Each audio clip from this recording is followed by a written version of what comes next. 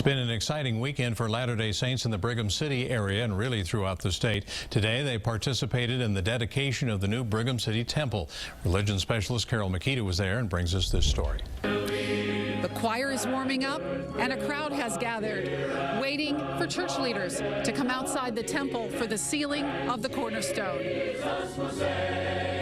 President Boyd K. Packer led the way. President Monson asked him to dedicate this temple. Brigham City is the hometown of President and Sister Packer, making it a very special day for them and others. It meant a lot to me because I have ancestors that helped settle here, and I felt their spirits there, and you know, that just made it really special. I grew up a block and a half west of here, and this is a wonderful experience, just to experience such a lovely presentation and dedication. It's just overwhelming. Darren Perry is vice president of the Northwest Shoshone tribe. He believes he represented his ancestors today. I'm the sixth generation of temple goers, actually. My great-great-great-grandfather Sagwich was one of the first Lamanites to go through the endowment house in Salt Lake in 1875.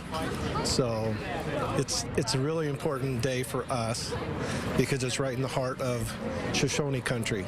The temple crowds included this young couple from Brazil, married a few weeks ago. It was really special, especially like being in Brazil, you don't have like this kind of opportunities, so it was really touching. Yeah, it was great. We felt the spirit. It was great seeing President Packer passing right next to us, so great moment. It's very special to Brigham City, so we were very happy to be here and be part of this historical day.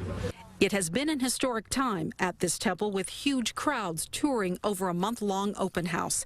They saw the beautiful decor with peach blossom motif. Brigham City is famous for its Peach Days Festival. We had 404,000 people come to the open house. It was much larger than we anticipated. I think people from all over Utah and surrounding states came. We found out that there are people everywhere that have roots in Brigham City, and they all wanted to come back and see the Brigham City Temple. Members of the next generation were also happy to be here. I'm just really excited to be here. Did you see something special? President Packer. I love it. And I'm going to get married in it.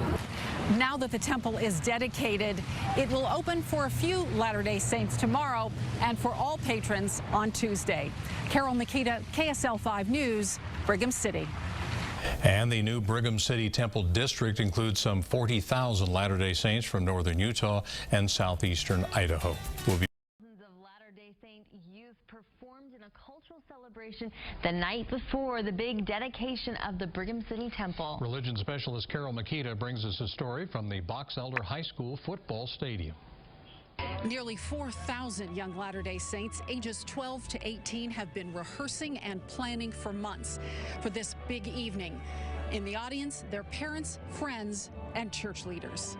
Two apostles, Elder L. Tom Perry and Elder Russell M. Nelson, told us of their excitement. Oh, this is wonderful to think we'll have a cultural celebration before we have the great dedication of the Brigham City, Utah Temple. This is an experience of a lifetime. Any temple dedication is, but in Brigham City, it's very, very special. It's a place held dear to us all. Before the celebration, they visited with families in the stands. Now, don't worry about your performance tonight. We just hope you've made a lot of friends that will last and endure for the eternities to come. God bless each of you. Then the young people told the history of the Brigham City area through song and dance. They honored the Native Americans, the immigrants who came from Denmark and Wales and Latin America.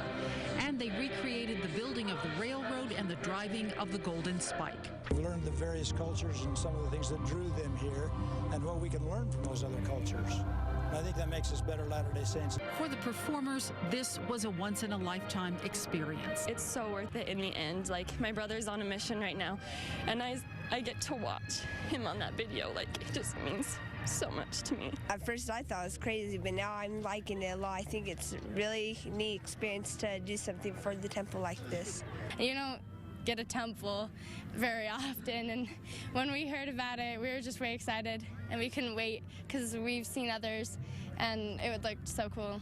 The cultural celebration closed with all eyes on Brigham City's beautiful new landmark. Now the focus changes to the Brigham City Temple, where tomorrow so many of these people will join together for 3 dedicatory sessions. Carol Makita, KSL 5 News, Brigham City. And Latter-day Saints throughout Utah and Malad, Idaho will be able to participate in the dedication in their church meeting houses. There will be no regular Sunday services for them tomorrow.